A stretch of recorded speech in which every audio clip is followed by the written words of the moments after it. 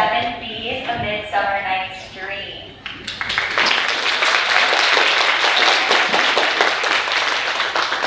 These girls have been working so hard inside and outside of the classroom for weeks now to put on an amazing show. This actually is a cross-curricular project, so in English, they've been writing narrations to fill in between each of the scenes that you'll see today. So when a student comes out with a scroll, you'll know that they wrote these narrations in English class. So these are their own words, how they interpreted the story and things like that. So without further ado, we would like to present to you A Midsummer Night's Dream.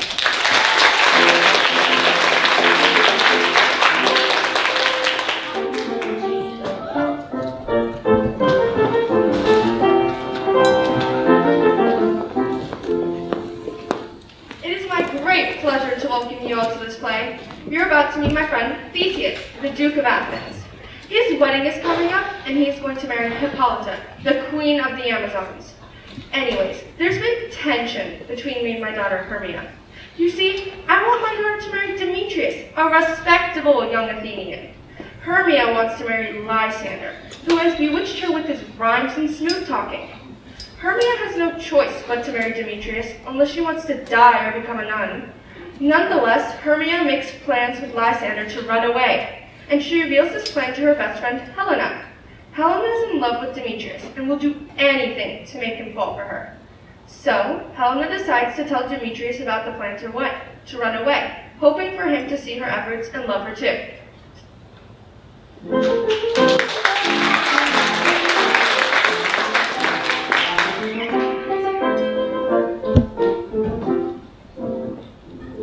Now, fair Hippolyta, our nuptial hour draws on apace. 4 happy days bring another moon, but oh, methinks how slow this old moon wanes.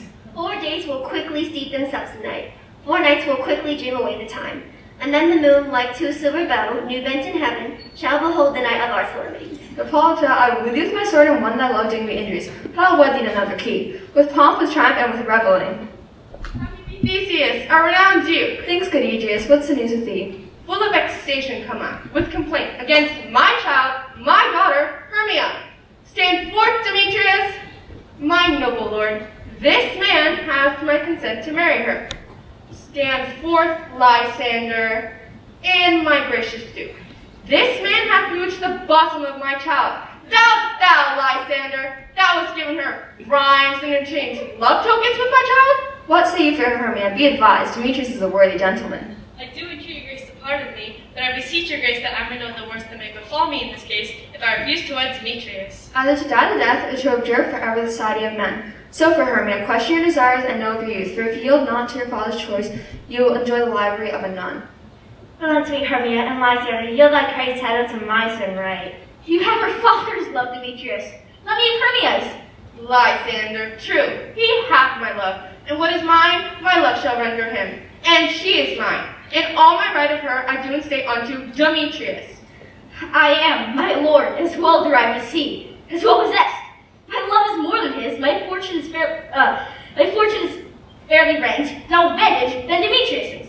And, what is more than all these boasts can be, I am not loved by beauteous Hermia. Why should not I then prosecute my right? Aegeus, come, and come, Demetrius. I have some private schooling for you both.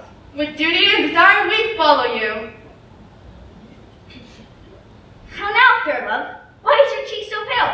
How chance the roses there do fade so fast? Belike for want of rain, which I could well beteem from the tempest of mine eyes. I me, for aught that we can never read, can never hear by tale or history. The course of true love never did run smooth. Look, here comes Helena. Godspeed, fair Helena. Whither away? Call you me fair? That fair? Again I say, Demetrius loves your fair. Oh, happy fair. Teach me how you look with that art, that you sway the motion of Demetrius's heart. I frowned upon him, yet he loves me still. Oh, that your frowns could teach my smiles such skill. His folly, Helena, is no fault of mine. None but your beauty would that fault were mine. Take comfort, he no more shall see my face. Lysander and myself will fly this place. Helena, adieu. As you on him, Demetrius dotes on you. How happy some or others can be. But wait, I will tell Demetrius of fair Hermia's flight, and tomorrow night he will pursue her.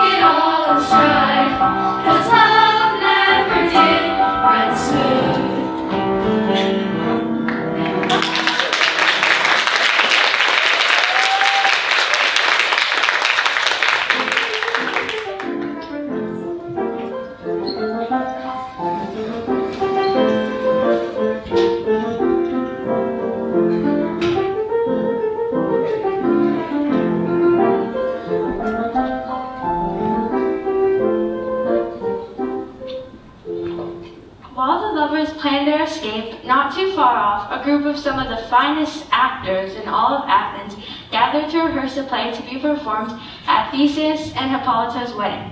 A man by the name of Peter Quince has taken on the role of the leader. He doesn't get very far before Nick Bottom, who believes he is the best of the best, tries to take over.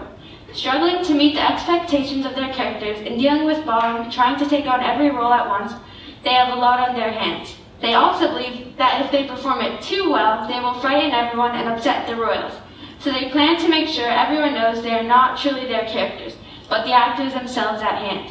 They head into the woods to rehearse right around the same time that Lysander and Hermia run away together.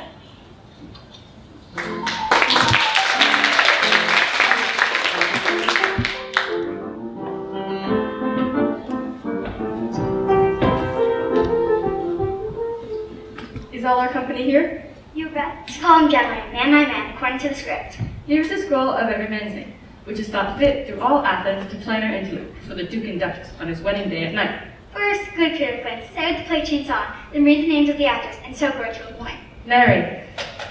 Our play is the most lamentable comedy and the most cruel death of Pyramus and Thisbe. A very good piece of work, I assure you. And I'm married. Now, good Peter Quince, call forth your actors by the scroll. Masters, spread yourselves. Answer as I call you. Nick Bottom the Weaver. Ready, and what part shall I play for? And proceed. You, Nick Bottom, are set on for Pyramus. What is Pyramus, a lover or a tyrant? A lover that kills himself, most gallant for love. That will bring tears to the audience. If I do play Pyramus, you may look to the audience's eyes. I will move storms in condolence and measures. Francis Flute the bellows mender. Flute, you must take Thisbe on you. What is Thisbe, a wandering knight? It is the lady that Pyramus must love. Nay, faith, let me not play woman. I have a beard coming. It's all one. You shall play in a mask, and you may speak as small as you will. Let me play Thisbe too. I'll speak in a monster voice. Thisbe, Thisbe. Ah, Pyramus, lover dear, and lady dear. No, you must play Pyramus and I flute Thisbe. We'll proceed. Robin Starveling the tailor. Here, Peter Quince. You, Thisbe's father. Myself, Pyramus' father. Snug the joiner. You, the lion's part, and I hope here is a play well fitted. Have you the lion's part ready? Pray you, if it be, give it me, for I am slow of study. You may do it excellent for it is nothing but roaring. Lincoln Lines Part 2, I'll roar that I make any man's good heart say. I'll roar that I make the Duke say, let him roar again. Let him roar again. Roar! And you should do it too so terribly. It would frighten the Duchess and the ladies, and that were enough to hang us all. That would hang us every Everyone. Well, I won't undertake it. Pray tell us, where will we rehearse? Meet me in the palace foot. I pray you, fail me not. We'll meet and practice most obscenely courageously. Take pains, be perfect, I do. At the Duke's oak we need. And not hold or cut bowstrings.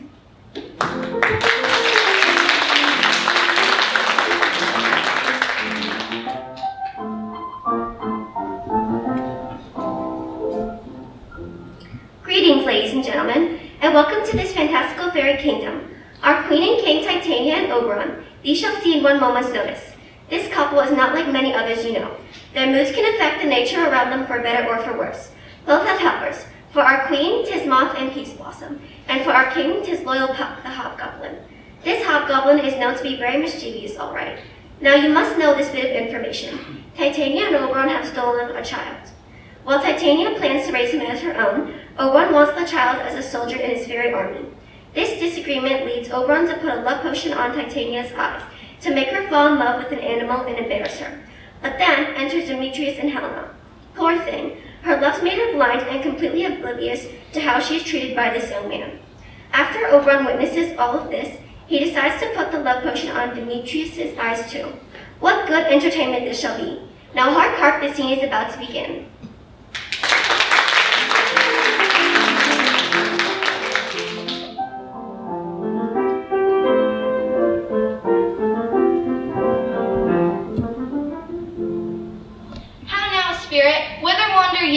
Over hill, over dale, through a bush, through a briar, over park, over pale, through a flood, through a fire.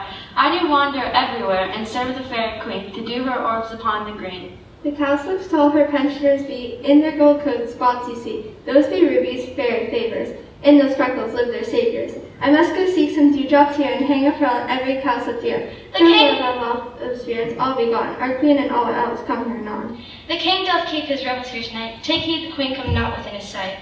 Either I mistake your shape, in making quite, or else you are that shrewd and knave sprite called Robin Goodfellow. Are you not he that frightens the maids of the villagery, skim milk, and sometimes labor in the quern, bootless make the breathless housewife churn? And sometimes make the drink to your barn, mislead night wanderers laughing at their harm? Those that hobgoblins call you sweet puck. You do the work and they shall have good luck. Are you not he? Thou speakers are right. I am that merry wanderer of the night. But room fairies, here comes Oberon. Tarry, rash wanton, am not I thy lord? Then I must be thy lady. Why should Titania cross her Oberon? I do but beg a little changing boy to be my henchman. Set your heart at rest. The fairyland bides not the child of me. His mother was a votaress of my order, but she, being mortal, of that boy, did die, and for her sake I will not part with him. How long within this wood intend you stay? Perchance till after Theseus' wedding day. Give me that boy and I'll go with thee. Not for that fair kingdom. Fairies, away. We shall try downright if my longer stay.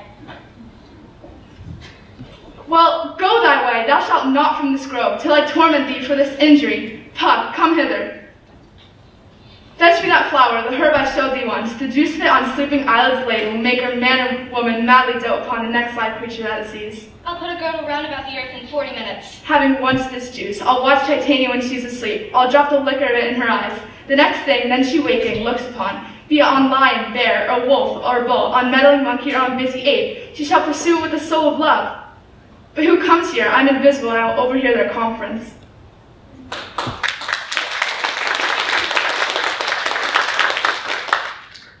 I love thee not, therefore pursue me not. And where is Lysander and fair Hermia? Hence get thee gone and follow me no more. And even for that do I love you the more. I am sick when I do look on thee. And I am sick when I look not upon thee. You do impeach your modesty too much. I will run from thee and hide me in the brakes and leave thee to the mercy of the wild beasts. I'll follow thee and make a heaven of hell to die upon a hand I love so well. Fare thee, nymph, ere he do leave this grove, thou shalt fly him and he shall seek thy love. Hast thou the flower there? Welcome, wanderer. Aye, there it is. I pray thee, give it me. I'll use the juice of this. I'll streak Titania's eyes and make her full of hateful fantasies. Take thou some of it and seek through this grove. A sweet Athenian lady is in love with disdainful youth. Annoy his eyes, but do so that the next thing he espies will be the lady.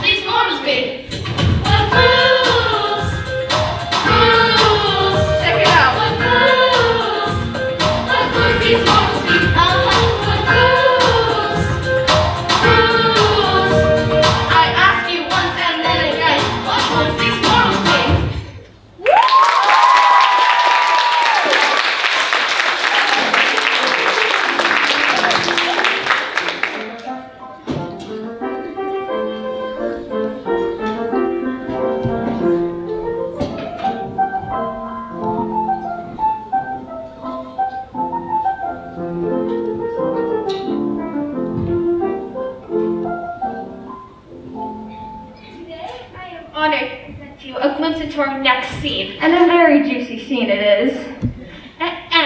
It starts off with Lysander and Hermia running through the woods and falling asleep because the lovers are tired. Apparently they didn't pack coffee. Then Puck comes along and mistaking Lysander for Demetrius, puts the love flower's magic on Lysander's eyes so that he falls madly in love with the next person he sees. Enter Helena and Demetrius, who have also been lost in the woods.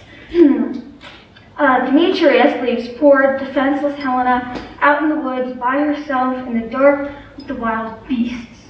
And what is more, she is near indeed to the place where Hermia and Lysander lay down to rest.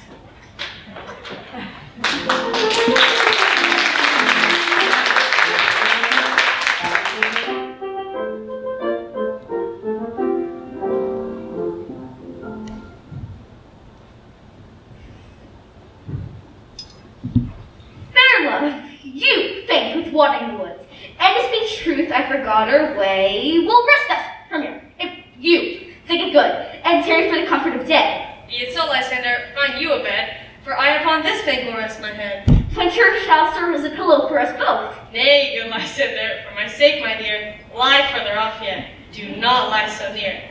So far be distant, and good night, sweet friend. Thy love ne'er alter till thy sweet life end. Amen, amen, to that fair prayer say I, and end life when I am loyalty. Here is my bed. Sleepest thee all his rest. With half that wish, though his eyes be pressed.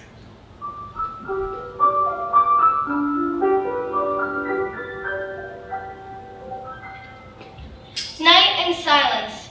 Who is here? Weeds of Athens he doth wear. This is he, my master said. Despise the Athenian maid, and hear the maiden sleeping sound on the dank and dirty ground. Churl, upon thy eyes I throw all the power this charm doth owe.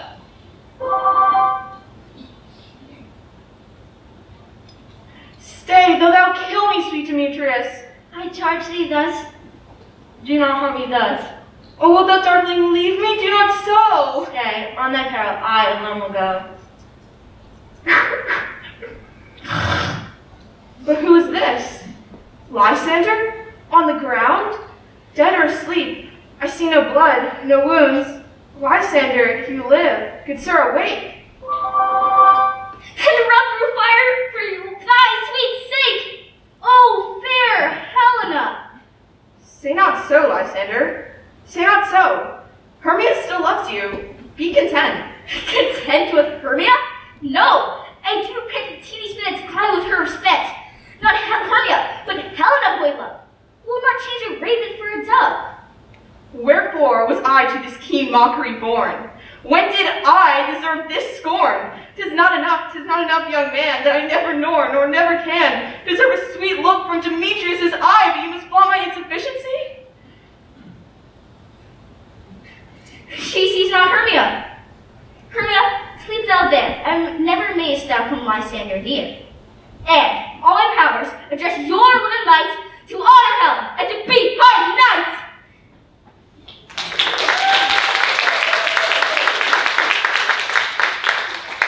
Help me, Lysander, help me! Do thy best to pluck this crawling serpent from my chest. Lysander? What? Removed? Lysander? Lord. What? Out of hearing? Gone? No word, no sound? No. Then I won't perceive you all that night. Either death or you will find immediate life.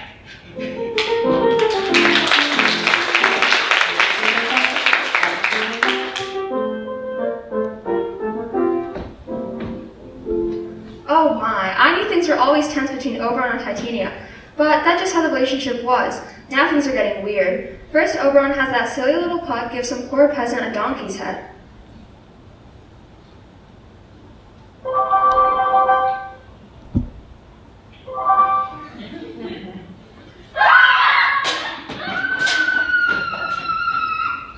Then he used a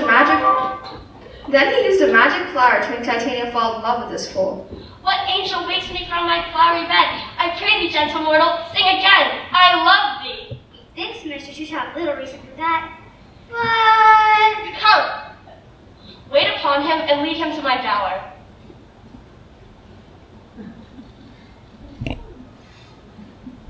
As if that were not enough, Oberon also made Puck meddle in the lives of the four mortals. Of course, Puck put the potion on the wrong guy, making Lysander fall for Helena.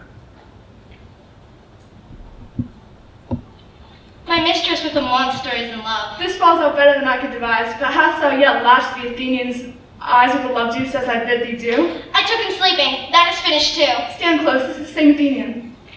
This is the woman, but not this the man. Oh, why do you rebuke him that loves you so? I am not guilty of Lysander's blood. I pray thee tell me then that he is well. If I could, what should I get there for? The privilege never to see me more. I don't know why Puck or Oberon care about these Athenians, but Puck makes an even bigger mess when he puts the potion on Demetrius. Now both men have fallen out of love with Hermia and into love with Helena.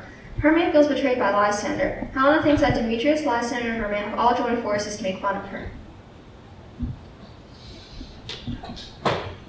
Why should you think that I should woo and scorn? These vows are Hermia's. Will you not give her o'er? Demetrius loves her, and he loves not you. Oh, Helen, goddess. Oh, spite, I see you're both set against me for your own merriment. You're both rivals and love Hermia, but now both rivals to mock Helena? What love could press Lysander from my side? Fair Helena, why seekest thou me? You speak not as you think. It cannot be. Lo, she too is one of this confederacy. Now I perceive all three to fashion this false sport in spite of me? Helena, I love thee by my life. I do. Helena, I love you more than he could do. And prove it too. Finally, Puck figures out a plan to set things right. He leads the four young lovers to be lost in the woods.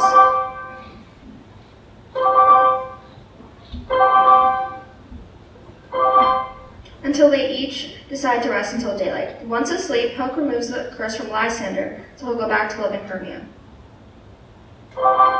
Still under the spell, Demetrius loves Helena and gives up pursuing Hermia. The four young lovers are happy couples once more.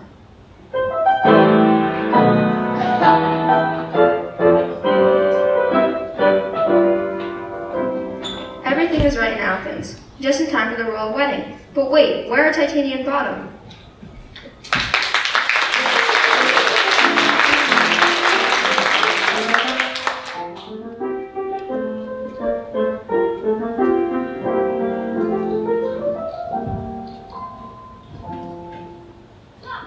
Sit thee down upon this flowery bed, while I thy amiable cheeks do coy, and stick musk roses in thy sleek smooth head, and kiss thy fair large ears, my gentle joy. Where's Peas Blossom? Scratch his head, Peas Blossom. Where's Blot?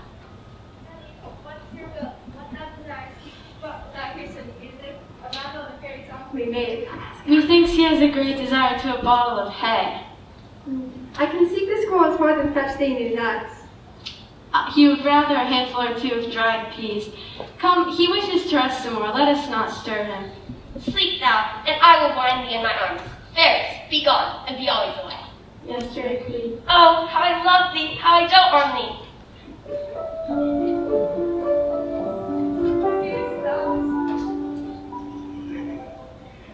Seest thou the sweet sight? Her dotage now I do begin to pity. I did upbraid her and fall out with her, for she has hair temples she had rounded, with coronet of fresh and fragrant flowers. Then did ask for the changeling boy. I will release the fairy queen. My Oberon, what visions have I seen? Methought I was enamored of a donkey. There lies your love. Ah! How came these things to pass? Oh, how I do loathe his visage now. Silence, Walt. Robin, take off his head. Titania music hall and strike more dead than the common sleep of 5 cents. Now whence thou wakest with thine own full eyes peep. Fairy King, attend and mark, I do hear the morning lark. Come, my lord, and in our flight, tell me how it came this night that I, sleeping here, was found with these mortals on the ground.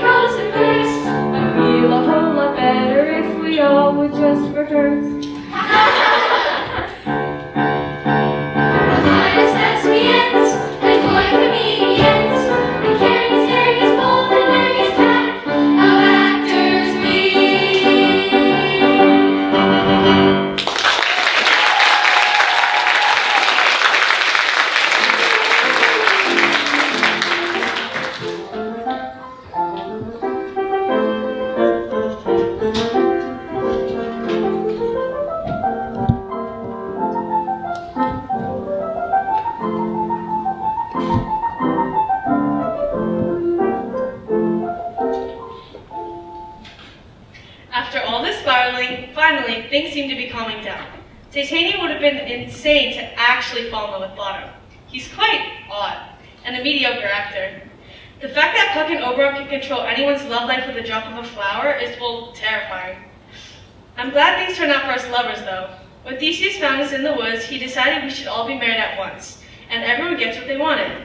Except Demetrius, who's still under the love spell. It's okay. I don't think I would be able to handle Helma's whining much longer. I swear they're all such drama queens, besides me, of course. I'm still not sure why Theseus wants these awful mechanicals to perform, but I'm sure it will be amusing to watch them ruin the play. Oh, I think it's about time. I'm excited to see how this will turn out.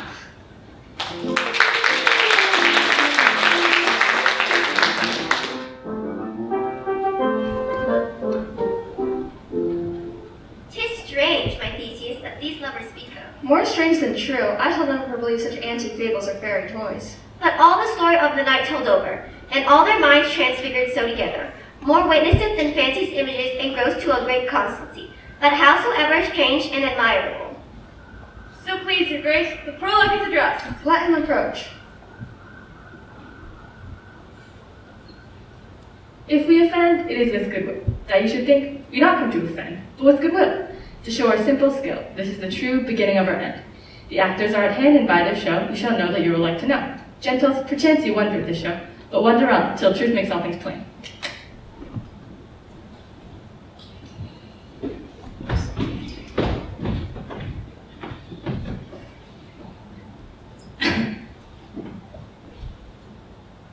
This man's peer as few would know. This beauteous lady Thisbe is certain. This man with lion of cast doth present wall, that vile wall which did these lovers sunder. This is a lion known for his fierce amour. This man with lantern and bush doth present moonshine.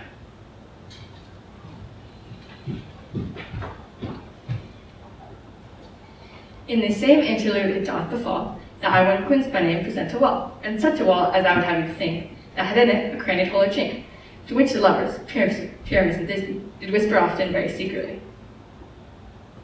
Oh, wall, full often hast thou heard my moans, for parting my friend Pyramus and me. My cherry lips have often kissed thy stones with lime and hair knit up in me.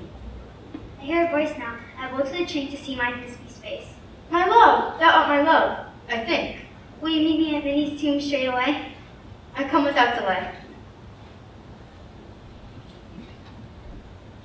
You, ladies, you, whose gentle hearts do fear, smallest monstrous mouse that creeps on the floor, may now perchance but quake and tremble, when lion rough and wild as rage doth roar. Then know that I once snug joiner am a lion found, nor else no lion's dam. For if I as lion should come and strife into this place for pity on my life. This lantern doth the horn moon present. Oh, this lantern doth the horn moon present, and myself the man as the moon do seem to be. This is old Ninny's tomb. Where is my love? Oh, roar! What beautiful gold hairs that eyes can see. Oh, dainty dog, oh dear. Whose name would body spell? It's like die, die, die, die, die, die, die, die. Now I'm dead. Now I'm flat. It's like die, die, die, die, die, die. Asleep, my love? Would dead, my dove? Come bleed my breast in view. In farewell, friends, thus this be ends. Adieu, adieu, adieu.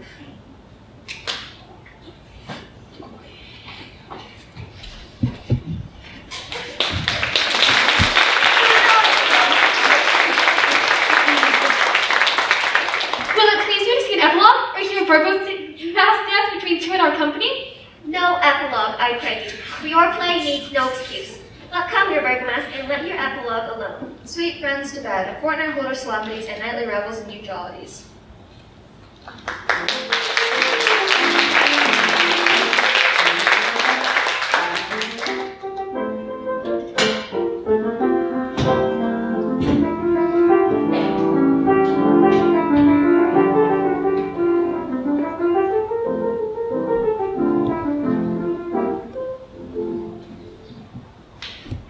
What a show! The candles really did entertain the guests, although not in the way they intended. So much has happened in these 3 days and 3 nights leading up to the wedding. From love potions to donkey heads, this story has taken us all on quite a roller coaster. But what an excellent party! Alas, it seems Puck the Hobgoblin has something to say to end this disorderly story. I'm sure he'll praise himself for fixing the chaos he started. What a fool. Look, here he comes!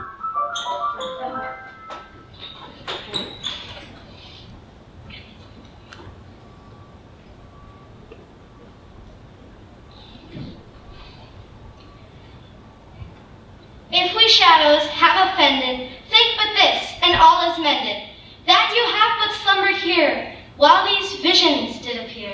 And this weak and idle theme, no more yielding but a dream. Gentles, do not reprehend,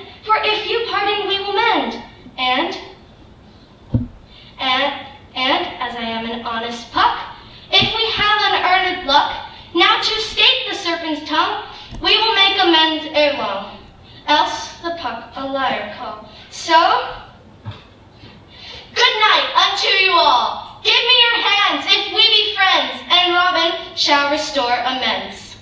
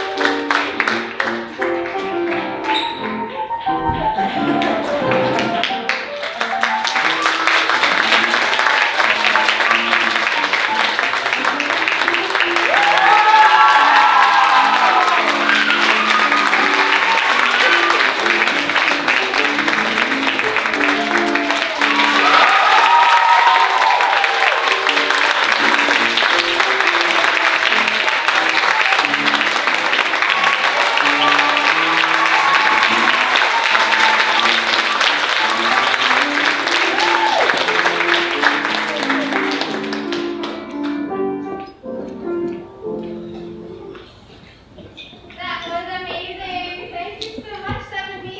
We're so proud of you.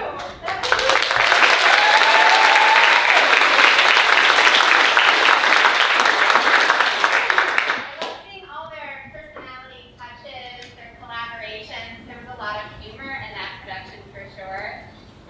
There are so many ways to learn Shakespeare and study Shakespeare, but I think this is definitely the best way to do it, getting the show up on its feet.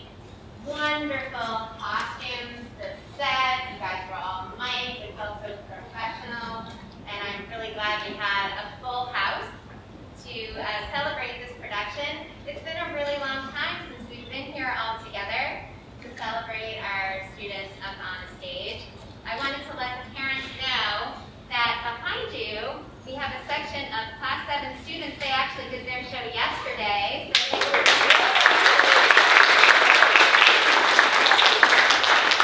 we also have some very special guests, a section of 6th graders. They will be doing this production next year, so they can take some notes. I hope you'll give me a moment of your attention so we can thank some of the people who helped make this production possible. I wanted to start with Mr. Fareed and Ms. Nozick, who are responsible for the musical.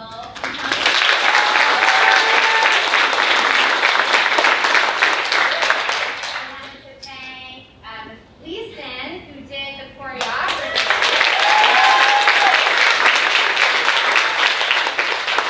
I had the special help of Ms. Hamilton and Ms. Baker behind stage.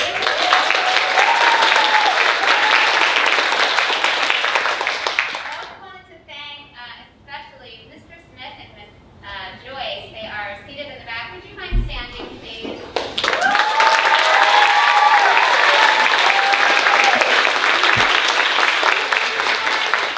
So if you have not had a chance to meet Ms. Joyce, she is our new speech teacher, and this was her first opportunity to take on a production, and we're very, very proud of her efforts. Mr. Smith is the Class 7 English teacher. You'll be seeing him on Friday at parent conferences, I'm sure, and you'll have a chance